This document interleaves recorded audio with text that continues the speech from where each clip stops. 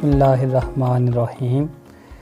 Dear student, next हम branches of chemistry study करेंगे, जिसमें हमारे पास है ब्रांच ऑर्गेनिक केमिस्ट्री।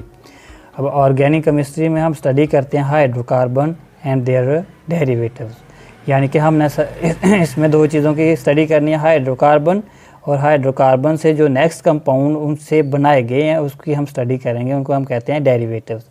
अब हाइड्रोकार्बन हम देखते हैं, फर्स्टली हाइड्रोकार्बन नाम से जो है ना हमें रिप्रेजेंट कर रहा है कि ये किससे बना होता है, हाइड्रोजन एंड कार्बन, यानी कि ये दो चीज़ों से मिलकर बना है, हाइड्रोजन और कार्बन।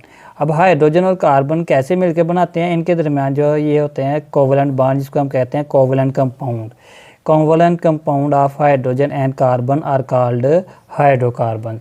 अब हाइड्रोकार्बन जो है ना वो कोवलेंट कंपाउंड बने होते हैं शेयरिंग ऑफ इलेक्ट्रॉन से, इस वजह से हम इसको क्या कहते हैं, कोवलेंट कंपाउंड। फॉर एग्जांपल हम देखते हैं हाइड्रोकार्बन की एग्जांपल, ऐसे कंपाउंड जो किससे मिलकर बने हों, हाइड्रोजन और कार्बन के साथ। अब ये हमारे पास एग्जांपल है मीथेन की, ये मीथेन का मॉलिक्यूल है जो डोमेस्टिक लेवल पे गैस हम जो है ना वो बर्निंग के लिए यूज़ करते हैं फ्यूल के तौर पे, उसको हम कहते हैं मीथेन। और मीथेन जो है ना वो ऐसा कंपाउंड है जो कार्बन और हाइड्रोजन से मिलकर बनता है, इसको हम क्या कहते हैं, हाइड्रोकार्बन। नेक्स्ट हमारे पास एग्जांपल है ईथेन। अब ईथेन भी हमारे पास कंपाउंड है जो किससे मिलकर बनाता है, हाइड्रोजन और कार्बन से। अब हाइड्रोजन और कार्बन के जो कंपाउंड होते हैं उनको हम क्या कहते हैं, हाइड्रोकार्बन। अब आ जाते हैं नेक्स्ट हम जो है ना डिस्कस करते हैं डेरिवेटिव्स। डेरिवेटिव्स होते हैं कि जो हाइड्रोकार्बन पहला कंपाउंड है उसी से आगे जो है ना कंपाउंड बनाए गए हों। अब देखें ना, ये हमने एग्जांपल स्टडी की है मीथेन की। अब मीथेन में हाइड्रोजन है और क्या है, कार्बन। ये हमारे पास हाइड्रोकार्बन, ये एक कंपाउंड है। इससे हम नेक्स्ट क्या करते हैं, इस हाइड्रोजन को रिप्लेस कर देते हैं किसके साथ, क्लोरीन के साथ, तो नया कंपाउंड बन जाता है जिसको हम कहते हैं क्लोरोमीथेन। अब क्लोरोमीथेन में हम देखेंगे कि ये कंपाउंड किससे जो है ना वो डिराइव हुआ है, मीथेन। इस वजह से हम कहेंगे कि ये मीथेन का क्या है, डेरिवेटिव्स है। तो ये हाइड्रोकार्बन और उसके हमने किसकी स्टडी करनी है, डेरिवेटिव्स की। फॉर एग्जांपल हम कॉमन एग्जांपल में कहते हैं कि डेरिवेटिव्स, अगर हम मिल्क की बात करें तो मिल्क के जो है ना डेरिवेटिव्स कितने हैं, यगर्ट है, उसके बाद बटर है, उसके बाद लस्सी है। ये जिस तरह हम डोमेस्टिक लेवल में हम मिल्क से क्या बनाते हैं, बेसिकली होता तो कंपाउंड मिल्क ही है। हम जो है ना सपोज कर रहे हैं कि मिल्क हमारे पास कंपाउंड है जिससे हम यगर्ट बनाते हैं, बटर बनाते हैं और क्या बनाते हैं, लस्सी। इस तरह ये हम क्या करते हैं कि हाइड्रोकार्बन हमारे पास है, इससे जो हम डिराइव करेंगे नेक्स्ट जो बनाएंगे उनकी स्टडी को हम कहते हैं डेरिवेटिव्स। अब अगर नेक्स्ट आ जाते हैं applications of organic chemistry. Organic chemistry की एप्लीकेशन क्या है कि ये पेट्रोलियम की स्टडी करते हैं, ठीक है। ये पेट्रोलियम जो हमारे पास जो है ना क्रूड ऑयल के तौर पे जो मडी सा मिक्सचर अंडर द अर्थ से जो है ना हमें हासिल होता है उसको हम पेट्रोलियम कहते हैं। और पेट्रोलियम से जो न्यू कंपाउंड बनते हैं उसको हम कहते हैं पेट्रोकेमिकल्स। अब उसके बाद हम इसमें किसकी स्टडी करते हैं, फार्मास्यूटिकल इंडस्ट्रीज़। फार्मास्यूटिकल इंडस्ट्रीज़ ऐसी इंडस्ट्री है जिसमें हम स्टडी करते हैं किसकी, मेडिसिन बनाते हैं और उसके बाद क्या बनाते हैं, ड्रग्स और वैक्सीन वगैरह जो है ना हम बनाते हैं, उसको हम क्या कहते हैं, फार्मास्यूटिकल इंडस्ट्रीज़। अब उसके बाद नेक्स्ट हम ब्रांच जो स्टडी करेंगे वो हमारे पास है इनऑर्गेनिक केमिस्ट्री। अब इनऑर्गेनिक केमिस्ट्री में हम देखें कि branch of chemistry in which we study all elements of periodic table and their compound. All elements आप देखेंगे कि हमारे पास जो है ना वो एलिमेंट टोटल कितने हैं, 118। अब 118 में हमने सब एलिमेंट्स को स्टडी करना है एक्सेप्ट 2 एलिमेंट्स की, हाइड्रोकार्बन की, क्योंकि ये हाइड्रोकार्बन और उसके डेरिवेटिव्स हम किस में स्टडी करते हैं, ऑर्गेनिक केमिस्ट्री में।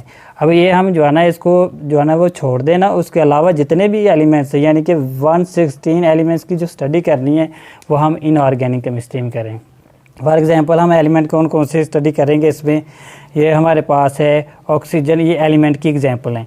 एलिमेंट की एग्जांपल में हमारे पास आ जाता है हाइड्रोजन, नाइट्रोजन, ऑक्सीजन, कार्बन। तो जो हमारे हाइड्रोजन से ये हमारे पास कंपाउंड है और ये कौन सा कंपाउंड है, एलिमेंट का कंपाउंड है। इसमें क्या हमारे पास हाइड्रोजन और ऑक्सीजन है और ये किससे मिलकर बना, हाइड्रोजन और ऑक्सीजन के साथ। ये हमारे पास हाइड्रोजन और नाइट्रोजन, ये सब कौन से कंपाउंड हैं, ये एलिमेंट से कंपाउंड बने।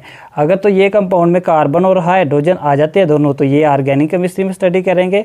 अदरवाइज जिसमें कार्बन या हाइड्रोजन ना हो उसको जो अलावा जो भी कंपाउंड होंगे उसको हम क्या कहते हैं, इनऑर्गेनिक कंपाउंड्स। नेक्स्ट हम स्टडी करते हैं एप्लीकेशंस ऑफ इनऑर्गेनिक केमिस्ट्री। ये ग्लासेस वगैरह यूज़ करते हैं, सीमेंट इंडस्ट्री में यूज़ करते हैं, सिरामिक्स, ये सराहियाँ वगैरह, ये जो चीनी के बर्तन होते हैं उनको जो है ना उस इंडस्ट्री में यूज़ होती है। मेटलर्जिकल जो हम वायर्स वगैरह बनाते हैं सिल्वर की, कॉपर की, ये जो मेटल्स हैं इनकी स्टडी जो है ना वो करते हैं, ये हम करते हैं हम इनऑर्गेनिक केमिस्ट्री में। हम चलते हैं तो सबसे पहले हमारे पास केमिस्ट्री की ब्रांच है वो कौन सी है, फिज़िकल केमिस्ट्री। अगर हम फिज़िकल केमिस्ट्री की बात करें तो फिज़िकल केमिस्ट्री में हमने रिलेशनशिप स्टडी करनी होती है। क्या स्टडी करनी होती है? रिलेशनशिप किसमें? कंपोजिशन, बनावट में, और फिज़िकल प्रॉपर्टीज़। किसकी कंपोजिशन और किसकी फिज़िकल प्रॉपर्टीज स्टडी करनी है? मैटर की। मैटर की हमने फिज़िकल प्रॉपर्टीज़ और कंपोजिशन की रिलेशनशिप को हम स्टडी करते हैं, उसको हम कहते हैं फिज़िकल केमिस्ट्री। अब फिज़िकल केमिस्ट्री में कंपोजिशन और फिज़िकल प्रॉपर्टीज़ ऑफ मैटर तो हमने स्टडी करनी है, लेकिन उसमें हमने अलॉन्ग विद चेंज देखनी है कि इसमें चेंजेस क्या आती हैं। ठीक है, अगर उसकी बनावट चेंज होती है तो उसकी प्रॉपर्टीज़ आया कि चेंज होती हैं या उस पर कोई इफेक्ट नहीं पड़ता। अब उसके बाद हम देखते हैं कि इसका स्कोप क्या है। स्कोप देखेंगे, अगर आप डिफाइन शार्ट क्वेश्चन आ जाता है कि define physical chemistry and write their scope, तो आपने फिजिकल केमिस्ट्री को डिफाइन तो करना, साथ उसका स्कोप भी लिखना है। स्कोप में आप देखेंगे ये मैंने पॉइंट बनाए हुए, आपने पैराग्राफ में लिखना है स्ट्रक्चर ऑफ एटम। ये स्ट्रक्चर ऑफ एटम के बारे में बताती है। तो ये आपके पास स्ट्रक्चर ऑफ एटम है। स्ट्रक्चर ऑफ एटम में आपको जो है ना ये आपने छोटी क्लासेस में बेसिक टर्म में आपने पढ़ा हुआ है कि जो है ना वो एटम के सेंटर में क्या होता है?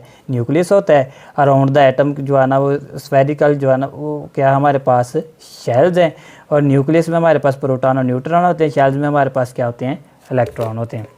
अब उसके बाद वो कहता है formation of molecule. Formation of molecule क्या क्या मतलब है कि अगर एक एटम दूसरे एटम के साथ मिलता है, कंबाइन होता है, तो ये हमारे पास ऑक्सीजन एक एटम है, और उसके बाद दूसरा जो है ना वो हमारे पास ऑक्सीजन के एटम है। जब ये कंबाइन होगा तो ये हमारे पास जो हमारे पास प्रोडक्ट आएगा वो हमारे पास है ऑक्सीजन मॉलिक्यूल। अब ये जो ऑक्सीजन का मॉलिक्यूल है, अब ये देखिए कि ये हमारे पास फार्मेशन ऑफ मॉलिक्यूल हो गई। अब देखिए कि ये हमारे पास हाइड्रोजन का भी एटम है, ये भी एटम है। जब ये कंबाइन हो गए तो ये क्या बन जाते हैं? हमारे पास हाइड्रोजन का मॉलिक्यूल है। अब देखिए कि ये हमारे पास एक एग्जांपल है, ये भी एग्जांपल है। अब ऑक्सीजन एटम, एटॉमिक ऑक्सीजन जब हम ब्रीथिंग करते हैं तो एटॉमिक ऑक्सीजन की ज़रूरत नहीं है, ये एग्जिस्ट ही नहीं करती एयर में। तो अगर हम इसकी देखेंगे तो ऑक्सीजन का मॉलिक्यूल हम O2 है, तो ये एग्जिस्ट करता है एयर में। जब हम ब्रीथिंग करते हैं तो उसके लिए हम O2 यूज़ करते हैं क्योंकि ये मॉलिक्यूलर ऑक्सीजन है।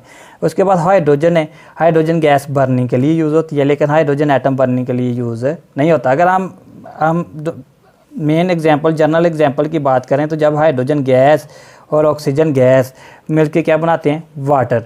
तो वाटर में आप देखेंगे कि ये हमारे पास हाइड्रोजन है, ये हमारे पास हाइड्रोजन H2 है, और उसके बाद ये O2 है, जब मिलके H2O बनाएंगे।